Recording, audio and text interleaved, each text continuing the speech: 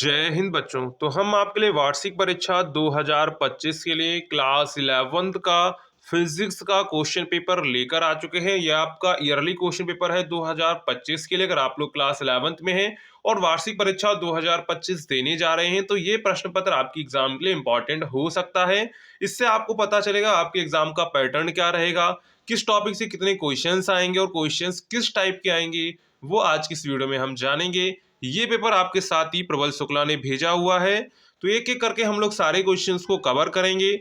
उससे पहले अगर आप चैनल पर पहली बार आए हैं तो चैनल को सब्सक्राइब एंड वीडियो को लाइक करना ना भूलिएगा। साथ में टेलीग्राम व्हाट्सएप ग्रुप की लिंक आपको डिस्क्रिप्शन में मिल जाएगी, तो उसे आप जरूर ज्वाइन कर लीजिएगा। तो चलिए हम लोग सबसे पहले यहाँ पर जो है समय हमको यहाँ पर जो है 3 घंटे 15 मिनट का दिया जाता है और पूर्णांक हमारा होता है 70 नंबर का। 30 नंबर हमको यहाँ पर प्रैक्टिकल में दिए जाते हैं। तो चलिए एक एक करके सबसे पहले आता है हमारा खंड आ, जिसमें हमको यहाँ पर जो है ऑब्जेक्टिव टाइप के क्वेश्चंस देखने को मिलते हैं, मल्टीपल चॉइस क्वेश्चंस। जैसे पहला क्वेश्चन यहाँ पर है, जड़त्व आघूर्ण की विमा होती है। तो जड़त्व आघूर्ण की विमा होती है, आपको यहाँ पर दिए गए हैं ml² T0, ml² T⁻⁻2, mt⁻⁻2, mlt⁻⁻1।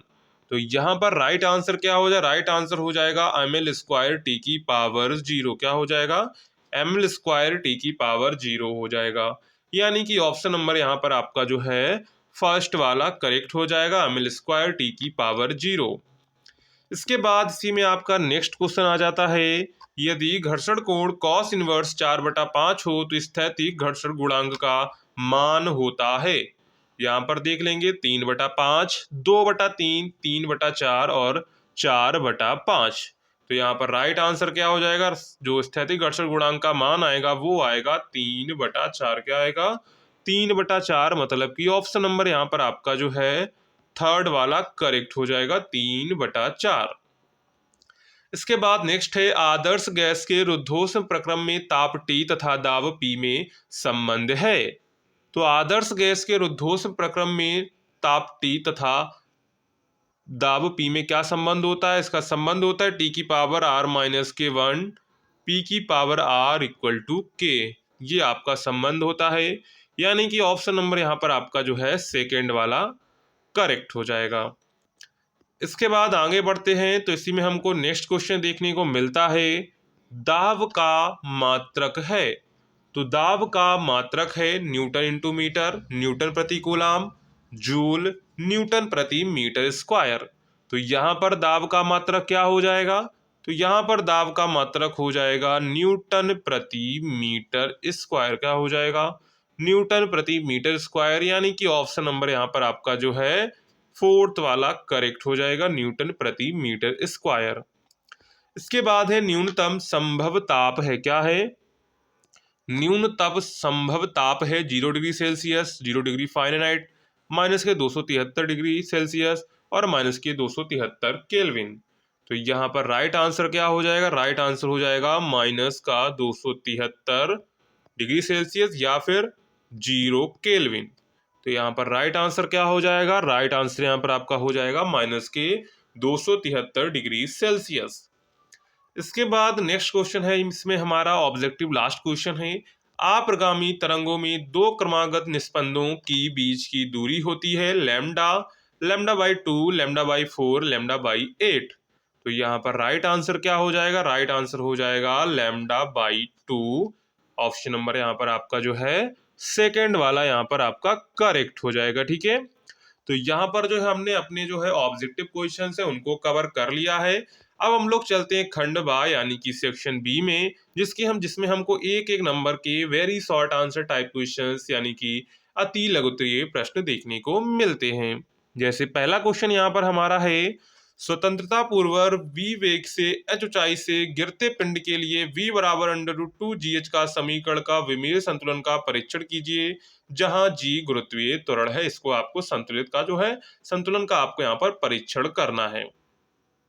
इसके बाद नेक्स्ट क्वेश्चन है, 2i - j dot 4i plus k का मान प्राप्त कीजिए। तो यहाँ पर इसका डॉट प्रोडक्ट निकालना है। डॉट प्रोडक्ट कैसे निकाला जाता है, देखो i का जो गुणांक है उसका i के गुणांक के साथ गुणा और जो j का गुणांक है उसका j के गुणांक के साथ गुणा, और जो k है उसका k गुणांक के साथ गुणा। अब यहाँ पर अगर हम लोग देखें तो माइनस जे यानी कि इसमें 0 k कैप है, और इसमें देखो प्लस जे वाला गायब है यानी कि 0 j कैप है। ठीक है, अब यहाँ पर देखेंगे तो आई और आई का मैच कर रहा है, जे का तो इसमें मैच नहीं कर रहा है, जे का क्या है 0 है, तो गुणा करेंगे तो 0 ही आएगा। अगर हम लोग यहाँ पर देखें के का 0 है, इसके के में करेंगे तो भी 0 ही आएगा। मतलब कि सिर्फ जो आंसर आएगा आई कैप और आई कैप का गुणा कर लेंगे, 4 × 2 मतलब कि हो जाएगा आपका 8 मात्रक। ठीक है, बस इसका आपको 8 मात्रक जो गुणा करके लिख देना है। इसके बाद है नेक्स्ट क्वेश्चन यहाँ पर हमारा, वृत्तीय गति करते पिंड के कोणीय वेग तथा रेखीय वेग में क्या संबंध होता है। क्या पूछ रहा है, वृत्तीय गति करते पिंड के कोणीय वेग तथा रेखीय वेग में क्या संबंध होता है, ये बताना है। तो v बराबर इसका सूत्र होता है r ओमेगा, जहां v रेखीय वेग है, ओमेगा कोणीय वेग है। ठीक है, इसके बाद है, एक त्रिभुजाकार पटल का द्रव्यमान केंद्र कहाँ होता है। क्या है, एक त्रिभुजाकार पटल का द्रव्यमान केंद्र कहाँ होता है। तो यहाँ पर देखो त्रिभुजाकार ये हो जाएगा उसका पटल, मतलब कि ये जो इनके जो माध्यिका का जो केंद्र होता है, माध्यिका जहाँ तीनों माध्यिका जो एक एक दूसरे को काटती हैं, उसी का जो केंद्र होता है वही उसका जो है द्रव्यमान केंद्र होता है। यानी कि माध्यिकाओं के, तीनों माध्यिकाओं के कटान बिंदु को ही हम लोग द्रव्यमान केंद्र कहते हैं किसी त्रिभुज का। इसके बाद है, किसी द्रव का पृष्ठ तनाव किस ताप पर शून्य होता है। तो किसी पृष्ठ तनाव किस ताप पर शून्य होता है, तो किसी द्रव का जो पृष्ठ तनाव है उसके क्रांतिक ताप पर, किस पर, उसके क्रांतिक ताप पर शून्य होता है। इसके बाद है, आदर्श कृष्णिका की अवशोषण क्षमता कितनी होती है। तो आदर्श कृष्णिका की अवशोषण क्षमता कितनी होती है, तो उसकी होती है 1। कितनी होती है, 1 होती है। इसके बाद आता है खंड सा यानी कि सेक्शन सी। तो यहाँ पर है, जड़त्व आघूर्ण किन किन कारकों पर निर्भर करता है। किसी छड़ का उसके द्रव्यमान केंद्र के परिता अक्ष से संबंधित जड़त्व आघूर्ण का सूत्र प्राप्त कीजिए। ठीक है, ये आपका जो है डेरिवेशन है, इसको आप अच्छे से तैयार कर लेंगे। इसके बाद है, दो वेक्टरों के वेक्टर गुणनफल से क्या तात्पर्य है, सूत्र भी लिखिए। क्या है, दो वेक्टरों के वेक्टर गुणनफल से क्या तात्पर्य है ये बताना है, और उसका यहाँ पर आपको सूत्र भी लिखना है। इसके बाद इसी में चलते हैं नेक्स्ट, आदर्श कृष्णिका संबंधी स्टीफन का नियम लिखिए। तो आदर्श कृष्णिका संबंधी जो स्टीफन का नियम है वो वेरी इंपॉर्टेंट है, उसको आप अच्छे से तैयार कर लेंगे। इसके बाद इसी में आपका घ क्वेश्चन आ जाता है, एक क्षैतिज पाइप में आदर्श द्रव के प्रवाह का वेग 8 मीटर प्रति सेकेंड है, द्रव का वेग शीर्ष ज्ञात कीजिए। तो यहाँ पर जो है द्रव का वेग शीर्ष कितना आ जाएगा, तो इसका वेग शीर्ष आ जाएगा आपका 3.2 मीटर। कितना आ जाएगा, 3.2 मीटर आ जाएगा। इसके बाद आगे बढ़ते हैं तो आता है हमारा खंड दा, यानी कि सेक्शन नंबर आपका डी वाला। तो यहाँ पर देखिए क्या कह रहा है, सबसे पहला प्रश्न है, घर्षण से क्या तात्पर्य है, सीमांत घर्षण के नियम लिखिए। तो ये घर्षण की परिभाषा और सीमांत घर्षण के जो नियम है वो वेरी वेरी इंपॉर्टेंट है, इनको आप अच्छे से तैयार कर लेंगे। ठीक है, इसके बाद है, घूर्णन गति में बल आघूर्ण एवं कोणीय त्वरण में संबंध स्थापित कीजिए। क्या है, घूर्णन गति में बल आघूर्ण एवं कोणीय त्वरण में संबंध स्थापित आपको करना है, या फिर घूर्णन गतिज ऊर्जा का व्यंजक स्थापित कीजिए। तो यहाँ पर अथवा करके यहाँ पर आपको क्वेश्चन दे दिया गया है, इन दोनों में से कोई एक क्वेश्चन आप यहाँ पर कर सकते हैं। ठीक है, इसके बाद यहाँ पर आपका गा क्वेश्चन आ जाता है। तो गा क्वेश्चन यहाँ पर देखो क्या कह रहा है, पृथ्वी सूर्य के चारों ओर परिक्रमा करती है, आवश्यक अभिकेंद्र बल कहाँ से प्राप्त होता है। तो ये जो है आवश्यक जो अभिकेंद्र बल होता है वो सूर्य के गुरुत्वाकर्षण से प्राप्त होता है। ठीक है, 2.5 किलोग्राम द्रव्यमान का एक पिंड 2.5 मीटर त्रिज्या के वृत्ताकार पथ पर 5 मीटर प्रति सेकंड की चाल से घूम रहा है, पिंड पर लगने वाला अभिकेंद्र बल की गणना कीजिए। तो यहाँ पर कितना अभिकेंद्र बल लगेगा, तो इसमें अभिकेंद्र बल लगेगा 25 न्यूटन का। कितने न्यूटन का लगेगा, 25 न्यूटन का लगेगा। फार्मूला आपको लगाना है, सिंपल इसका फार्मूला है और आंसर निकल आएगा। इसके बाद इसी में आपका नेक्स्ट क्वेश्चन आ जाता है, स्टोक्स का नियम क्या है तथा इससे श्यान द्रव में गिरते किसी ठोस गोले का सीमांत वेग ज्ञात कीजिए। तो स्टोक्स का जो नियम है ये भी वेरी वेरी इंपॉर्टेंट है, इसको आप अच्छे से तैयार कर लेंगे। इसके बाद आगे बढ़ते हैं तो इसी में हमारा जो है नेक्स्ट क्वेश्चन पूछा गया है, ऊष्मागतिकी के प्रथम नियम की व्याख्या कीजिए। यदि किसी ऊष्मागतिकी निकाय को 50 जूल ऊष्मा देने पर निकाय द्वारा 30 जूल कार्य किया जाता है तो निकाय की आंतरिक ऊर्जा में परिवर्तन, तो आंतरिक ऊर्जा में कितना परिवर्तन होगा, तो आंतरिक ऊर्जा में 20 जूल का परिवर्तन होगा। कितने जूल का परिवर्तन होगा, 20 जूल का परिवर्तन होगा। ठीक है, यानी कि ऑप्शन नंबर यहाँ पर आपका जो है क्या करेक्ट हो जाएगा, तो यहाँ पर आपका जो है 20 जूल आंसर यहाँ पर आपका करेक्ट हो जाएगा। ठीक है, इसके बाद है क्वेश्चन नंबर 5। तो क्वेश्चन नंबर 5 देखो यहाँ पर क्या कह रहा है, कह रहा है समतापी तथा रुद्धोष्म प्रक्रम के लिए दाब आयतन वक्र खींचिए, इनमें से किसी एक वक्र का ढलान अधिक है और क्यों है, ये आपको बताना है।